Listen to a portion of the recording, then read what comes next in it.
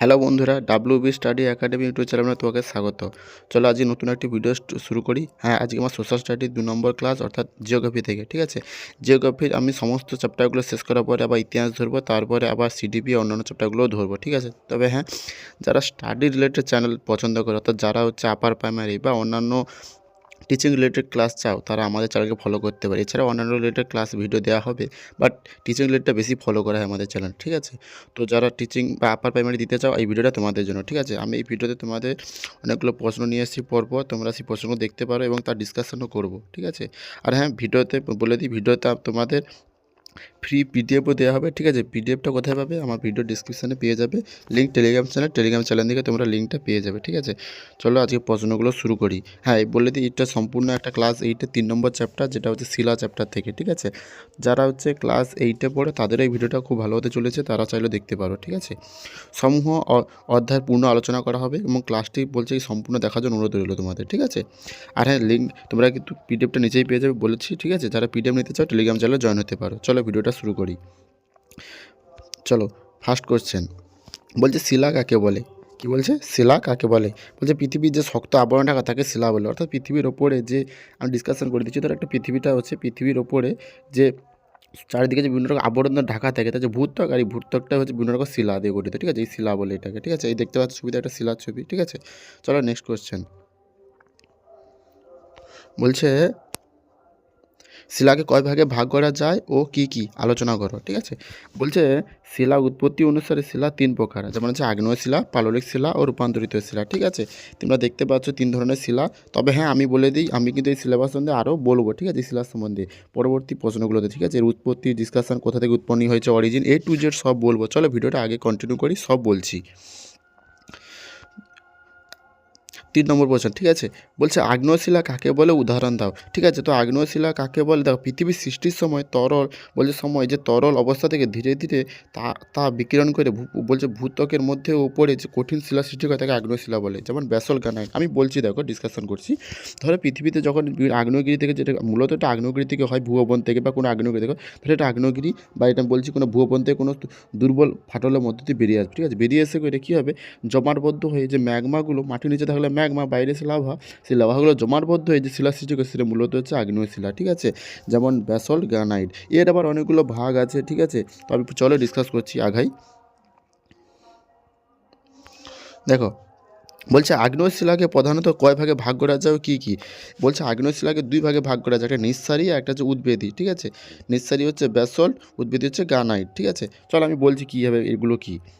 দেখো, এই একটা ছবি দেখতে পাচ্ছ, এটা হচ্ছে আগ্নেয়গিরি। ধরো আগ্নেয়গিরি থেকে যে আগ্নেয়গিরি লাভাগুলো বের হচ্ছে, বলছে যেটা বের হয় সেটাকে বলছে নিঃসারী মানে টোটালি বাইরে বের হয়। অর্থাৎ লাভাটা কী হয় না, আগ্নেয়গিরির মধ্যে দিয়ে বাইরে বের হয়, আর সেটা জমাটবদ্ধ শিলায় পরিণত, সেটা হচ্ছে নিঃসারী। আর উদ্বেদী মানে যেটা বের হতে হতে মাঝখানে থেকে যায়। দেখো এখানে ছবিটা দেখতে পাচ্ছ, কিছু থেকে গেছে, মানে বাইরে বের হচ্ছে না, ঠিক আছে? যেটা হচ্ছে মাঝখানে থেকে যায়, ফাটল বা কোনো দুর্বল অংশে বাইরে বেরোতে পারে না, অর্থাৎ সামনের দিকে মুখটা বন্ধ হয়ে আছে, বুঝতে পেরেছো? সেটা হচ্ছে উদ্বেদী। এই উদ্বেদী আবার যদি বল, এটাকে আবার 2 ভাগে ভাগ করা যায়, একটা হচ্ছে পাতালিক, একটা হচ্ছে উপপাতালিক, যেটা আমরা পরবর্তী প্রশ্নেও জানতে পারবো, ঠিক আছে? বুঝতে পেরেছো? সেটা আমরা পরে বলছি, আলোচনা করছি। চলো আগাই বলছি। মানে বলে দিচ্ছি, উপপাতালিক মানে হচ্ছে যেটা হচ্ছে কি একদম রয়ে যায়, মানে বাইরে বেরোতে পারে না। অর্থাৎ কি, এই উদ্বেদী মানেই বাইরে বেরোতে পারে। উদ্বেদীর মধ্যে একটা হচ্ছে বলছে উপপাতালিক, পাতালিক, ঠিক আছে? উপপাতালিক মানে যেটা হচ্ছে কি না, একদম একদম মানে কি বাইরে ফাটলের মধ্যে থেকে যাবে, ফাটলের মধ্যে থেকে যাবে। আর পাতালিক মানে এটা একদম কেন্দ্রে, মানে একদম ভিতর, ঠিক আছে? আমি চলো প্রশ্ন বলছি।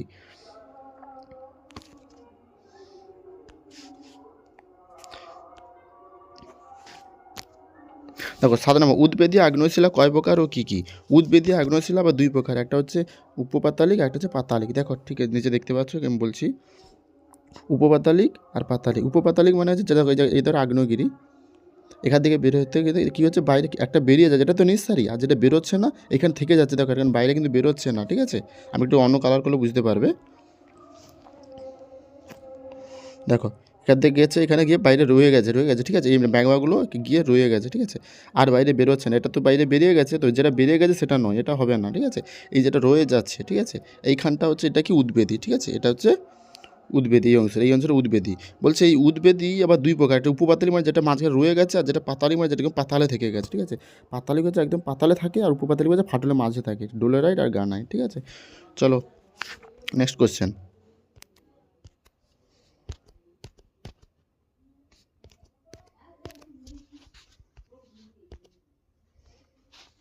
দেখো বলছে পাললিক শিলা কাকে বলে, বলছে আগ্নেয় শিলা ও রূপান্তরিত শিলা প্রাকৃতিক ক্ষয়কারী শক্তি যেমন নদী, হিমবাহ, বায়ু ইত্যাদি দ্বারা ক্ষয় পেতে পেতে হ্রদ বা সমুদ্রের তলদেশে জমা হয় এবং ভূঅভ্যন্তরের চাপে ও তাপে যে শক্ত শিলায় পরিণত হয় তাকে পাললিক শিলা বলে। অর্থাৎ কি, আমি বলছি, পেন্সিলটা ধরি বলছি। ধরো কোনো হ্রদ বা সমুদ্র, এটা ধরো একটা সমুদ্রের তলদেশ, ঠিক আছে, সমুদ্রের তলদেশ। বলছে এখান থেকে ধরো কোনো আগ্নেয় পদার্থ ছোটো ছোটো কি না আগ্নেয় শিলা বা রূপান্তরিত শিলাতে ছোটো ছোটো পদার্থগুলো নদী বা ইত্যাদি ক্ষয় পেতে পেতে কী হয় না সমুদ্রের তলদেশে জমা হতে থাকে বা হতে তলেছে জমা হতে থাকে। ভূ অভ্যন্তর আছে, ভূ অভ্যন্তরের চাপ আর ভূবঞ্চলের তাপে আর হচ্ছে বলছে পাতের চাপের ফলে, বলছে দেখছো ভূ অভ্যন্তরের তাপ ও চাপ এই দুটোর ফলে যে শক্ত শিলায় পরিণত হয় হচ্ছে পাললিক শিলা বলে। অর্থাৎ একদিকে হচ্ছে চাপ দিবে আর নিচ থেকে তাপ দেবে, দুটোর ফলে শক্ত শিলায় যে পরিণত হবে সেটা হচ্ছে পাললিক শিলা। বুঝতে পেরেছো, পাললিক শিলা। এই পাললিক শিলা দেখো নেক্সট কোশ্চেন, বলছে কোন শিলা জীবাশ্ম দেখা যাচ্ছে, সেটা হচ্ছে পাললিক শিলা। আবার বলছি, ধর এই পাললিক শিলা ভূখণ্ডের চাপে আর তাপে তৈরি হচ্ছে, মাঝখানে যদি কোনো উদ্ভিদ বা প্রাণীর অংশ চাপা পড়ে যায় এবং যার ফলে যে শক্ত শিলায় পরিণত হয় সেটা হচ্ছে জীবাশ্ম, ঠিক আছে।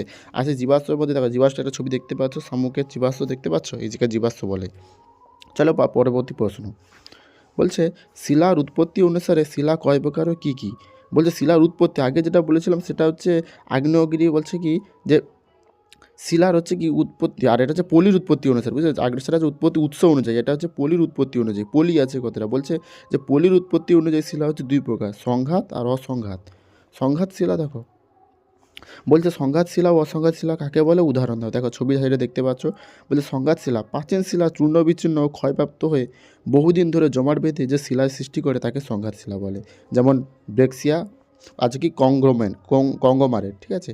বলছে কি দেখো সেটা হচ্ছে কি সংঘাত শিলা, অর্থাৎ পাঁচে চূর্ণ বিচ্ছিন্ন হয়ে ক্ষয়প্রাপ্ত হয়ে যে শিলার সৃষ্টি হবে। আর অসংঘাত শিলা হচ্ছে রাসায়নিক উপায়ে বা জৈবিক উপায়ে সৃষ্ট যে শিলা সেটাই হচ্ছে কি অসংঘাত শিলা। বুঝতে পারলে? চলো নেক্সট কোশ্চেন, বলছে তাজমহল কোন কোন রূপান্তরিত শিলার দ্বারা তৈরি। আগে রূপান্তরিত শিলাটা হচ্ছে মার্বেল, আজ রূপান্তরিত শিলাকে যদি বলো সেটা পরবর্তী কোশ্চেন আছে বলছি, তখন আমি আলোচনা করছি। বলছে এই রূপান্তরিত শিলা কাকে বলে উদাহরণ দাও, ঠিক আছে। বলছে বলছে উত্তর, এটা মাঝে স্পেস হবে, ঠিক আছে, এটা আমি বলে দিচ্ছি এখানে উত্তর, মানে এই উত্তরের মাঝে একটা স্পেস হবে, ঠিক আছে। বলছে যে আগ্নেয় ও পাললিক শিলা যখন আরও চাপে ও তাপে নতুন ধর্মবিশিষ্ট শিলায় পরিণত হয় তাকে রূপান্তরিত শিলা বলে। যেমন উদাহরণ হচ্ছে নিস, বলছে গ্রানাইট থেকে নিস, মেন উদাহরণটা দেখো, এটা হচ্ছে কিন্তু গ্রানাইটটা কিন্তু রূপান্তরিত শিলা নয়, এর হচ্ছে মেন উত্তর হচ্ছে নিস, ঠিক আছে, নিসটাই রূপান্তরিত শিলা। এটা কার রূপান্তরিত শিলা, যেটা গ্রানাইট, ঠিক আছে। যদি প্রশ্ন আসে যে গ্রানাইট কি রূপান্তরিত শিলা, অবশ্যই নয়, ঠিক আছে, নিসটাই রূপান্তরিত শিলা। বুঝতে পেরেছো? অর্থাৎ গ্রানাইটটা পরিবর্তন এটা হয়েছে, গ্রানাইট হচ্ছে একটা আগ্নেয় শিলা। বুঝতে পেরেছো, গ্রানাইট হচ্ছে আগ্নেয় শিলা। এবার বলি রূপান্তরিত শিলা কাকে বলে। এর বললাম যে আগ্নেয় পাললিক শিলা যখন আরও চাপে, অর্থাৎ কি না আগে কী ছিল যে আগ্নেয় শিলা ভূবন থেকে লাভা বেরিয়ে এসে জমাটবদ্ধ হয়ে যে শিলা সৃষ্টি করে, লাভা বেরিয়ে এসে শিলা মানে তার শিলা সৃষ্টি, সেটা হচ্ছে কি আগ্নেয় শিলা। আর হচ্ছে রূপান্তরিত পাললিক শিলা কী ছিল না ভূ অভ্যন্তরের চাপে ও তাপে কী হয়েছিল যে শিলায় পরিণত হয়েছিল, সেটা হচ্ছে পাললিক শিলা। এই পাললিক শিলা রূপান্তরিত শিলা আরও যখন আরও চাপে ও তাপে যে শক্ত শিলায় পরিণত হয়, অর্থাৎ তার নতুন ধর্মবিশিষ্ট যে শিলাটা হয় সেটা হচ্ছে রূপান্তরিত শিলা। বুঝতে পেরেছো? নেক্সট কোশ্চেন, বলছে কিছু উদাহরণ দিয়েছে দেখো, যেমন বলছে গ্রানাইট থেকে নিস, ব্যাসল্ট থেকে অ্যাম্ফিবোলাইট, সবচেয়ে বেশি মানে পরীক্ষায় আসে গ্রানাইট থেকে নিস, এটা কিন্তু মনে রাখবে পারবা, ঠিক আছে। বেলে পাথর কোয়ারজাইট আর এটা এই দুটো স্টার। বলছে চুনাপাথর থেকে মার্বেল আর হচ্ছে গ্রানাইট থেকে নিস, এটা বেশি বেশি করে মনে রাখবে। এছাড়াও যেমন পিট কয়লা, গ্রাফাইট বা স্লেট থেকে আবার ফিলালাইট, আর তারপরে হচ্ছে সিল্ট। চলো নেক্সট কোশ্চেন, বলছে স্টালাকটাইট ও স্টালাগমাইট কাকে বলে। আচ্ছা স্টালাকটাইট অর্থাৎ একটা জিনিস এখানে মনে রাখবে, টাইট মানে কি, টাইট মানে শক্ত করে ধরে রাখা, তাই তো। তাহলে শক্ত করে কে ধরে রাখে, উপর থেকে যেটা শক্ত করে ধরে রাখে, একটা ছবি দেখাচ্ছি দেখো। অর্থাৎ চুনাপাথরের যে গুহা যেটা ঝুলে আছে শক্তভাবে, উপর থেকে ঝুলে আছে, সেটা হচ্ছে স্টালাকটাইট। আর স্টালাগমাইট হচ্ছে বলছে গুহার মেঝো থেকে উপরের দিকে জমে থাকা যে চুনাপাথরের দণ্ডকে স্টালাগমাইট বলে। দেখো এটা ঝুলে আছে আর একটা নিচ থেকে উঠছে, দেখেছো। এই দুটো আবার কখনো কখনো একসাথে যুক্ত হয়ে যায়, যুক্ত হয়ে গেলে একটা স্থামের মতো তৈরি হয়, তাহলে হচ্ছে স্টালাগদম্ব। বলছে কি স্টালাকটাইট ও স্টালাগমাইট যুক্ত হয়ে হচ্ছে গুহা স্তম্ভ তৈরি করে। বুঝতে পেরেছো? দেখো কাটছি, এই সাইডের ছবিটা দেখতে পাচ্ছ, ঠিক আছে, যে স্টালাকটাইট উপর থেকে ঝুলে আছে আবার নিচ থেকে উঠছে, ঠিক আছে। স্টালাকটাইট মানে ঝুলে থাকা, গুহার ছাদ থেকে ঝুলতে থাকা চুনা পাথরের দণ্ডকে স্টালাকটাইট বলে। আর স্টালাগমাইট হচ্ছে গুহার ছাদ থেকে উপরের দিকে থেকে বলছে নিচ থেকে জমে জমে যে চুনা পাথরের দণ্ড তৈরি হয়, বুঝতে পারছো? স্টালাগমাইট, অর্থাৎ মাইটটা হচ্ছে নিচ থেকে, দেখো নিচে ছবিটা দেখতে পাচ্ছ।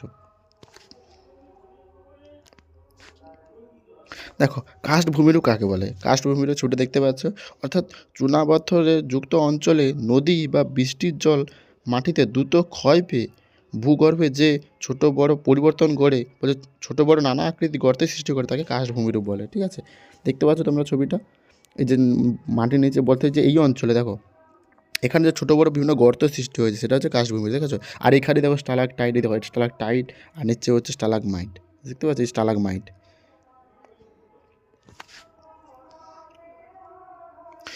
বলছে খনিজের কাঠিন্য পরিমাপের স্কেলের নাম কি? উত্তরটা হচ্ছে মোহ স্কেল, মনে রাখবে। সর্বনিম্ন ও সর্বোচ্চ কাঠিন্য পদার্থের নাম কি? সর্বোচ্চ কাঠিন্য অর্থাৎ সর্বনিম্ন মানে যেটা হচ্ছে সবচেয়ে কম মানে নরম, সর্বনিম্ন কাঠিন্য মানে খুব বেশি শক্ত নয়, সেটা হচ্ছে কি ট্যাল্ক, যার 1-এর মান, আচ্ছা এটা 1 থেকে 10 পর্যন্ত প্রকাশ করা হয়। ঠিক আছে, আর সর্বোচ্চ পদার্থটি হলো হিরে, যেটা 10, যার কাঠিন্য পরিমাণ। ছোট না বলছে কোন মালভূমিকে ভারতের খনিজ ভাণ্ডার বলা হয়? কোনটা না ছোটনাগা মালভূমি, এটা মনে রাখবে অবশ্যই, শর্ট কোশ্চেন প্রচুর আসে। বলছে কোন শিলা থেকে মাটি সৃষ্টি হয়? কোন শিলা থেকে মাটি সৃষ্টি হয়? যেটা উত্তর হচ্ছে পেরেন্ট রক। অর্থাৎ মাটি কীভাবে সৃষ্টি হয় যদি বলো, এই যে কোনো ধরো বড় শিলা, তার থেকে ছোটো ছোটো আদি শিলা যেটা হচ্ছে পেরেন্ট রক, তার থেকে বিভিন্ন ক্ষয়কারী শক্তি, নদী, বায়ু, হিমবাহ ইত্যাদি ক্ষয় পেয়ে ছোটো ছোটো যে চূনামিশ্রিত কী হয়, বলছে পাথরের জমি সৃষ্টি হয়, এবং তার সঙ্গে সেটাকে তার সঙ্গে যে জৈব পদার্থ মিশে সেটা হচ্ছে কি রেগোলিথ, আর রেগোলিথ থেকেই মাটি সৃষ্টি হয়, বুঝতে পেরেছো? অর্থাৎ কি আদি শিলা চূর্ণ বিচ্ছিন্ন হবে, তার সঙ্গে যে জৈব পদার্থ মিশবে সেটা হচ্ছে রেগোলিথ, আর তার থেকে নতুন মাটি সৃষ্টি হয়। অর্থাৎ যদি আগে বলো রেগোলিথ থেকে নতুন মাটি সৃষ্টি হয়, আর যদি বলো কোন শিলা থেকে সৃষ্টি হয় মাটি সৃষ্টি হয়, সেটা হচ্ছে কি আদি শিলা থেকে, পেরেন্ট রক, অর্থাৎ এটা মূল শিলা। যেমন ধরো একটা গ্রানাইট থেকে বিভিন্ন পাথরের জন্য সৃষ্টি হতে পারে, বিভিন্ন পাথরে মাটি সৃষ্টি হতে পারে, বুঝতে পেরেছো? এবার দেখো বলছে বিভিন্ন শিলার ব্যবহার লেখো। বলছে বিভিন্ন শিলার ব্যবহার বলতে আমাদের দেখো দৈনন্দিন জীবনে আমরা বিভিন্ন কাজে শিলার ব্যবহার করি। যেমন এই যে রেল লাইনে পাথরের মাঝে কোন শিলা থেকে? ব্যাসল্ট, বারবার মনে রাখবে ব্যাসল্ট, এই ব্যাসল্টের তৈরি লেখা আছে, দেখেছো? বলছে আগ্নেয় শিলায় যে বিভিন্ন এই যে পাত্র তৈরি করেছে, তারপর পাথরকে খোদাই করেছে, গ্রানাইটের তৈরি, গ্রানাইট। এবার পাললিক শিলার ব্যবহার দেখো, পাললিক শিলা বলছে এই যে পাললিক শিলাতে দেখো ছোটো ছোটো বলছে দেয়াল তৈরি করেছে, বেলে পাথরের তৈরি, এই যে এটা বিভিন্ন যে মন্দির, আর কি না রূপান্তরিত শিলা হচ্ছে কি যে রূপান্তরিত শিলার হচ্ছে একটা ব্যবহার নেই, যে স্লেট যেটা তৈরি করেছিল সেটা হচ্ছে রূপান্তরিত শিলা, তো স্লেটের শিলার ব্যবহার, বাড়ির ছাদ তৈরি করেছে, এবং মার্বেলের বিভিন্ন জিনিসপত্র। ঠিক আছে, এই ভিডিওটা এতটাই পর্যন্ত দেখুন, পরবর্তী দেখুন এখানে শেষ হয়ে গেছে, দি এন্ড। তো তোমরা যদি এই ভিডিওটা ভালো লাগে তো প্লিজ চ্যানেলটাকে সাবস্ক্রাইব করবে এবং নতুন একটি ভিডিওর জন্য অপেক্ষা করবে। ঠিক আছে, আপার প্রাইমারি রিলেটেড সমস্ত ভিডিও এবং পাই টু পাই সোশ্যাল স্টাডি সমস্ত ভিডিও আমি আপনাদের আস্তে আস্তে আপলোড করবো। ঠিক আছে, আমি ইউটিউব চ্যানেলে নতুন, প্লিজ আপনারা একটু সাপোর্ট করবেন, তাহলে আমি এগোতে পারি। ঠিক আছে, আর হ্যাঁ, তোমরা যদি ফ্রি পিডিএফ পেতে কোনো সমস্যা হয় চাইলে আমার সাথে কন্ট্যাক্ট করতে পারো। আমার নাম্বার আছে 7319454523, এটাতেও কন্ট্যাক্ট করতে পারো। ঠিক আছে, আর ফ্রি পিডিএফ অবশ্যই টেলিগ্রাম চ্যানেলে সার্চ করবে, টেলিগ্রামে গিয়ে সার্চ করতে পারবে WB স্টাডি একাডেমি, আর না হলে তোমাদের লিঙ্ক আমার ভিডিওর নিচে ডিসক্রিপশানে পেয়ে যাবে। ঠিক আছে, চলো আজকে ভিডিওটা এইটুকু, তোমরা ভালো থাকবে, ধন্যবাদ।